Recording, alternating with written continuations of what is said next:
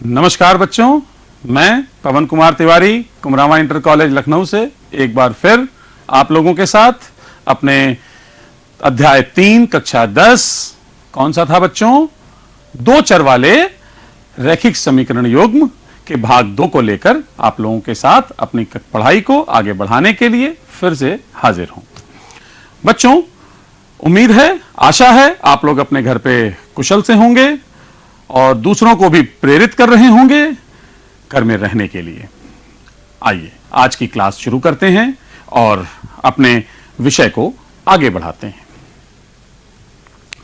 पिछली कक्षा में बच्चों हम लोगों ने ग्राफीय विधि पर, इस चैप्टर के ग्राफीय विधि पर थोड़ी चर्चा की थी, जिसको हमने समझने का प्रयास किया था, यह जानने का प्रयास किया था कि ग्राफ कैसे बनते हैं, उसके कैसे कैसे ग्राफ बन सकते हैं, जिसमें हमने ये जाना था कि हमारे पास 3 तरह की स्थितियां उत्पन्न हो सकती हैं। पहली स्थिति प्रतिच्छेदी रेखाओं की, दूसरी स्थिति कौन सी थी बच्चों, दूसरी स्थिति थी संपाती रेखाओं की, और तीसरी हमारी जो स्थिति थी वो थी समांतर रेखाओं की। ग्राफ विधि में बच्चों थोड़ा समय ज्यादा लगता है यदि हल करने को मिलता है प्रश्न, इसलिए हमें इसके और विधियों पर भी चर्चा करनी होगी। तो आज जिस पर हम चर्चा करेंगे वो होगी बीजगणितीय विधि। बच्चों, हमने आपको बताया था कि बीजगणितीय विधियां 3 तरह की होती हैं। आज इस पर हम विस्तृत रूप से चर्चा करेंगे, प्रश्नों को हल करके देखेंगे प्रत्येक विधि पर, ताकि हम इसको अच्छे से अभ्यास करके तैयारी कर सकें। तो बच्चों, पहली इसमें स्थिति है, जो विधि हमारे सामने मिलेगी वो आती है प्रतिस्थापन विधि। इस विधि से हम प्रश्न को हल कर सकते हैं। दूसरा हमारे सामने है बच्चों विलोपन विधि, और तीसरा है वज्रगुणन विधि। सामान्य रूप से बच्चों जिस विधि का सबसे ज्यादा प्रयोग होता है और जो सबसे आसानी से प्रयोग की जाती है वो होती है विलोपन विधि। बच्चों, इस विधि के प्रयोग से ही हमें अधिकतम सवालों को हल करना होता है। बाकी विधियां आसान है, मुश्किल नहीं है, लेकिन उसमें समय कभी कभी ज्यादा लग जाता है, इसलिए हम मुख्य रूप से विलोपन विधि का प्रयोग करते हैं। लेकिन कई बार प्रश्न आपको यह लिख के आता है कि प्रतिस्थापन विधि से या वज्रगुणन विधि से प्रश्न को हल कीजिए, इसलिए आपको ज्ञात होना चाहिए कि हमें इन विधियों का प्रयोग कैसे करना है। तो बच्चों, स्टार्ट करते हैं आज को हम। देखिए, सबसे पहले हमारे पास प्रतिस्थापन विधि से हल करने का प्रश्न है। मैं आपको इसमें बताऊं प्रतिस्थापन विधि होती क्या है। देखिए, एक समीकरण जैसे मैं ले लेता हूं उदाहरण के तौर पर, मैं आपसे कहूं y + 2x = 3 है, तो हम करेंगे क्या, और एक समीकरण मैंने लिख दिया 2x - 3y + 1 = 0। यह समीकरण 1 कर दूं, यह समीकरण 2 कर दूं, तो मैं यह कह सकता हूं कि यहां से चाहे आप पहला समीकरण लें चाहे दूसरा समीकरण लें, यह आपके लिए स्वतंत्रता है। तो हम यहां से y का मान अगर निकालें तो बच्चों क्या मिलेगा, 3 - 2x मिलेगा। इसको आप समीकरण 1 में प्रतिस्थापित कर दीजिए, इसी को कहते हैं प्रतिस्थापन विधि। प्रतिस्थापना मतलब हमने यहां से एक मान निकाला और उसको दूसरे में प्रतिस्थापित कर दिया। क्या बचेगा बच्चों आपके पास, 2x - 3 और ब्रैकेट में 3 - 2x + 1 = 0। अब यह समीकरण 2 चर से एक चर में परिवर्तित हो गया। हमने इसको x और y की बजाय 1 में कर लिया। अब हमारा प्रश्न आसान हो जाएगा और हमको मिलेगा +6x + 1 = 0। तो यहां पर ये बराबर 0 है, आपको क्या मिलेगा, 2 और 6 8x हो जाएगा बच्चों, ये -8 होगा और x का मान 1 आ जाएगा। तो बात आई कि x का मान ज्ञात है तो y कितना होगा। बच्चों, इस x के मान को इस y पे रख दीजिएगा, आपको y का मान ज्ञात हो जाएगा। और कितना आएगा, यह भी 3 - 2 मतलब 1 ज्ञात हो जाएगा। तो इस विधि को हम लोग क्या कहते हैं, प्रतिस्थापन विधि। तो बच्चों, अब हम लोग अगला प्रश्न लेते हैं। उसी विधि से मैंने आपको बताया, एक प्रश्न हल किया आपके लिए। अब हम विस्थापन विधि का एक और उदाहरण देखते हैं। देखिए बच्चों, पहली समीकरण हमारा जो आपको यहां लिखा है वो है 3x / 2 - 5y / 2 = -2। देखो बच्चों, इसमें आप इसको पहले सरल करके सरल रूप में लिखेंगे तो ये ऐसे बन जाएगा, और इसको आप समीकरण 1 कर दीजिए। ठीक है बच्चों, अब आप दूसरे समीकरण पर आइए। आपको क्या दिखाई पड़ रहा है, x/3 + y/2 = 13/6। एलसीएम लेंगे आप तो यहां क्या मिलेगा बच्चों, 2x + 3y upon 6 equal to 13 upon 6। ये 6 और ये 6 कटेगा और आपको मिलेगा 2x plus 3y equal to 13। अब बच्चों हमें क्या करना है? विस्थापन करना है, ठीक है ना? तो विस्थापन मतलब हम एक की जगह दूसरे के मान को रखने का प्रयास करेंगे। तो चाहे आप समीकरण 1 से रख लें, चाहे आप समीकरण 2 से रख लें। तो समीकरण 2 से हम मान को ज्ञात करते हैं। किसको? चाहे तो x का मान y के पदों में और चाहे तो y का मान x के पदों में निकाल लें। तो हम यहीं से आगे बढ़ेंगे। तो हम x का मान y के पदों में ज्ञात कर लेते हैं। तो 2x बराबर 13 माइनस 3y और x बराबर कितना हुआ बच्चों? 13 माइनस 3y अपॉन 2। अब बच्चों ये जो मान आपने निकाला इसको समीकरण 3 मान के छोड़ दीजिए और यहां क्या लिख दीजिए? x का मान समीकरण 1 में रखने पर। यह ध्यान रखें बच्चों, अगर आपने समीकरण 1 से मान निकाला है x या y का दूसरे के पद में तो 2 में रखेंगे और अगर 2 से निकाला है तो 1 में रखेंगे। तो रखने पर क्या आपको मिलेगा? देखिए 3 मिला, यहां हो गया 13 minus 3y upon 2 minus 5y बराबर माइनस 4। ठीक है, अब आपको क्या मिलेगा? इसको आप एलसीएम लेकर हल करेंगे तो 39 माइनस 9y और बच्चों इसके अपॉन में 1 है तो ये 2 से यहां मल्टीप्लाई होगा तो ये 10y होगा और इसके अपॉन में बच्चों कितना आना है? 2 आना है। ठीक है बच्चों, 2 आना है। देखिए इसके अपॉन में हम कितना लाए? 2 लाए। जब हम 2 लाए और इक्वल टू -4 है तो ये कितना हो जाएगा? 39 माइनस, अब ये माइनस का 9y और माइनस का 10y कितना हो गया बच्चों? ये हो गया माइनस का 19y और ये अपॉन का 2 कहां पहुंच गया बच्चों? ये पहुंच गया इधर, तो 4 से गुणा हुआ 8 हो गया। अब संख्याओं को एक और कर लेंगे और हम y को एक और कर लेंगे तो 39 तो यहीं रहा, इधर से हम इस 8 को इधर ले आएंगे तो ये प्लस का 8 हो जाएगा। ठीक है बच्चों, और ये 19 वाला y का जो पद है वो इधर आ जाएगा, वो इधर आके प्लस हो जाएगा। इसका मतलब मैं इसको ऊपर भी लिख दूं, आपको साफ दिखाई पड़े, 39 प्लस 8 बराबर 19y, 19y। अब 39 और 8 को जोड़ेंगे आप तो कितना होगा? 47 होगा और अपॉन में 19 आएगा तो y का मान आ गया। कई बार बच्चों ऐसा होता है, हम ज्यादातर जितने प्रश्न हल करते हैं उसमें x और y के मान पूर्णांकों के रूप में देखने को मिलते हैं, लेकिन यहां बटे के रूप में देखने को मिल रहे हैं। इसलिए हम परेशान नहीं हो, हमारा जो मान निकलेगा हम उसके अंत में जांच जरूर करेंगे। ठीक है बच्चों, तो y का मान हम क्या रखेंगे? आप चाहें तो 1 में रखें, चाहें तो 2 में रखें, लेकिन हमने अपना 3 नंबर डाला हुआ है समीकरण, हम यहां रख देंगे बच्चों। तो देखिए समीकरण, इस मान को कहां रखना है? इस मान को 3 में रखना है और मैं इसको अलग आपके लिए हल कर देता हूं तो हमें क्या मिलेगा? x बराबर देखिए 13 माइनस 3 गुणे 47 बटे 19 और उसके बटे में कितना लिखा है बच्चों? 2 लिखा है। अब आप जब यहां पे एलसीएम लेंगे, इसके अपॉन में तो 1 है, एलसीएम लेंगे तो 19 को 13 से गुणा करेंगे, 19 गुणे 3 करेंगे तो 57 आता है और 5 और 19 और 5 24 हो जाएगा और इधर 3 और 47 का गुणा करेंगे तो बच्चों ये 141 हो गया। ठीक है, अपनी कैलकुलेशन को भी बच्चों आसान करते चलिए, बहुत आसानी से। देखिए 3 और 47 हमको तो गुणा करके देखना पड़ेगा। आप चाहें तो यहां यह भी कह सकते हैं कि इसके निकटतम संख्या 50 है, 50 इंटू 3 करिए कितना होता है? 150 होता है। और ये कितना कम है 3 50 से? तो 3 कम है, 3 इंटू 3 9 हुआ, 150 में 9 कम 141 प्राप्त हो गया। आपकी कैलकुलेशन भी आसान हो गई। ठीक है, अब आप 247 में 141 को घटाएंगे तो देखिए बच्चों 247 141 में 100 जोड़ो कितना हुआ? 241 और 6 ज्यादा है तो कितना आ जाएगा? 106 और बटे में 2 गुणे 19। ठीक है बच्चों, अब इस 2 से हम इसको काट देंगे तो आपका मान कितना आ जाएगा? 53/19, 53 बटे 19। तो अंत में आप क्या लिखेंगे?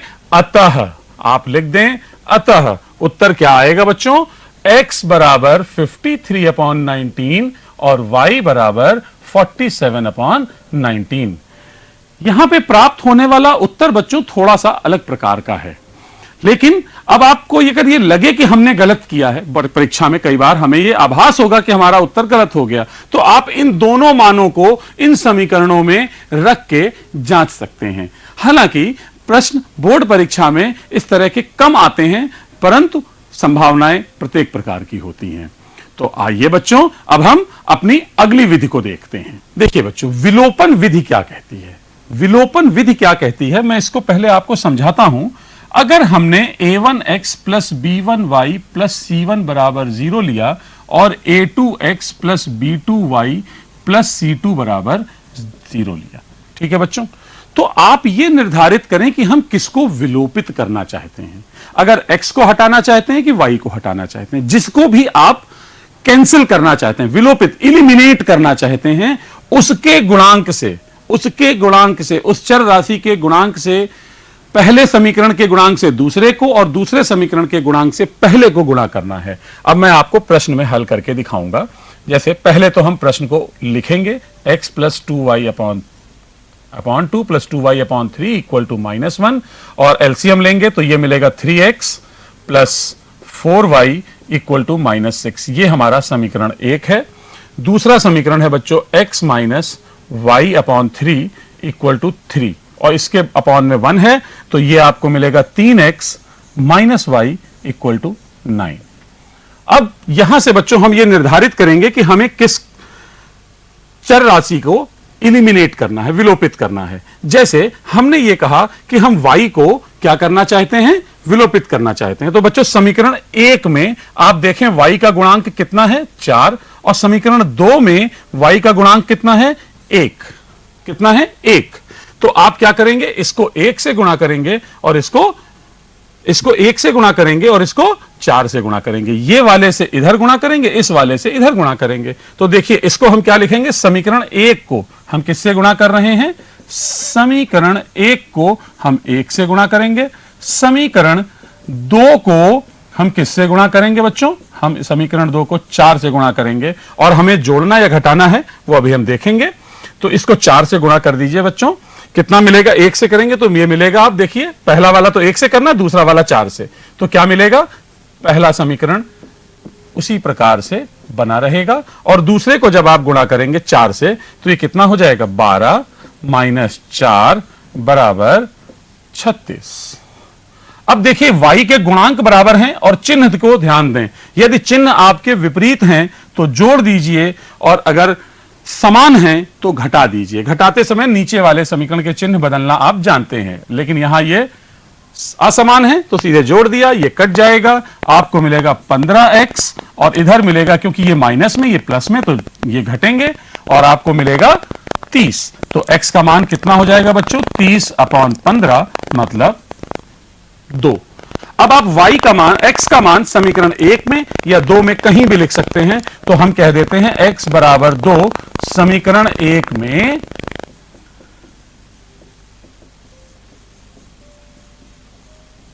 रखने पर, तो आपको क्या मिलेगा, देखिए 3 गुणे 2 प्लस 4 गुणे y बराबर -6, तो ये 6 हो गया बच्चों, ये 4y ऐसे ही रहा, और ये -6। अब ये वाला जब 6 इधर आएगा तो इधर प्लस में है, इधर आएगा तो माइनस में, तो क्या मिलेगा, 4y बराबर -12 हो जाएगा, क्योंकि दोनों माइनस में हो गए। तो y का मान कितना हुआ, -12/4 बराबर -3। अतः इस समीकरण का हल हमने क्या निकाला, x बराबर कितना निकाला था आपने, 2, और y बराबर कितना निकाला था, -3। तो ये हमारा हल होगा बच्चों, ठीक है, समझ में आ रहा है आपको।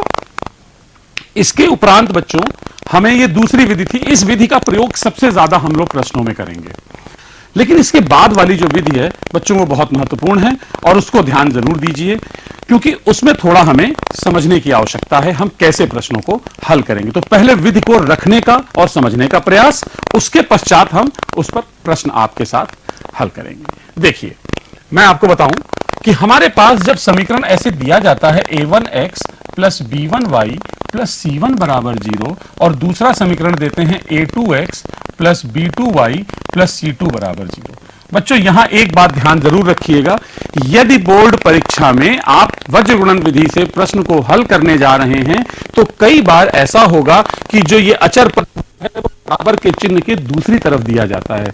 यदि ऐसा है तो आप उसको एक तरफ कर लें। कहने का अर्थ यह है कि जो भी समीकरण किसी भी रूप में दिया गया हो उसको इस मानक रूप में जरूर परिवर्तित कर लें। सबसे पहला काम आपको यही करना है।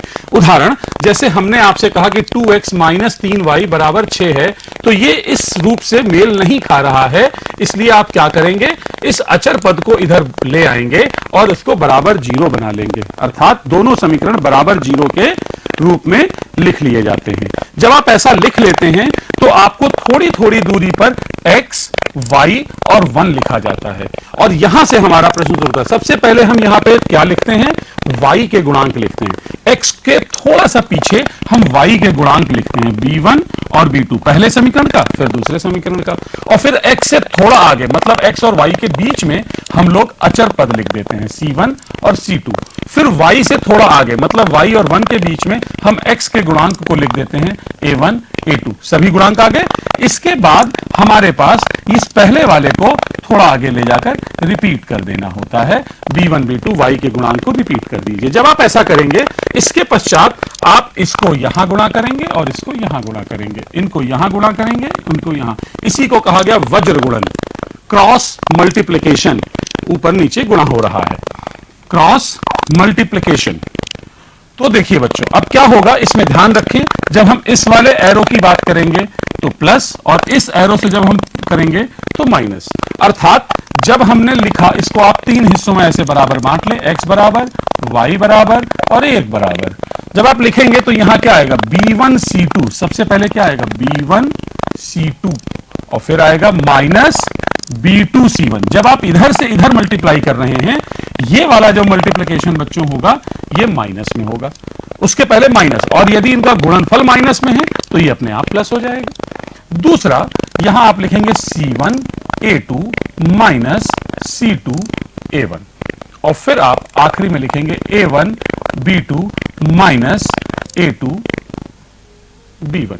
ठीक है बच्चों, अब हमारे पास ये तीन हिस्से हैं, हम इसको दो भागों में हल करके देख सकते हैं। कैसे, एक बार इन दोनों को बराबर कर लीजिए, इन दोनों को, x को इसके बराबर रख लीजिए, देखिए मैंने यहां लिख के दिखाया आपको, ठीक है बच्चों, और एक बार इस y को इसके बराबर रख लीजिए, इस y को इसके बराबर रख लीजिए, हमने वो आगे दिखा दिया हुआ, ठीक है, तो हम उसको लिख देंगे तो x का मान आ जाएगा और y का मान भी हमारे पास ज्ञात हो जाएगा दोनों को हल करते हुए। अब जब हम इसे बच्चों ऐसे a1 b1 में सीखते हैं तो हमें थोड़ी सी समस्या लगती है, हमें समझ लगता है ये मुश्किल है, मुश्किल नहीं है बच्चों। इसके लिए हम जब प्रश्न हल करते हैं तो आसान हो जाता है। अब देखिए प्रश्न कैसे हल करेंगे, मैं इसको फिर समझाता हूं आपको, बहुत ध्यान से समझिएगा। देखिए सबसे पहले आप समीकरणों को नोट करेंगे। अब देखिए मैंने आपको जो समीकरण दिया इसमें बराबर के बाद क्या लिखा है 5, और मैंने आपसे क्या कहा था बराबर के बाद क्या होना चाहिए 0। तो क्या करेंगे, इस 5 को इधर ले आएंगे और ये बराबर 0, ये हमारा पहला समीकरण, ये सबसे महत्वपूर्ण बात। दूसरा समीकरण लिखिए 3x प्लस 2y बराबर 8 लिखा। अब आप इस 8 को भी इधर ले आइए, 3x प्लस 2y माइनस 8 बराबर 0।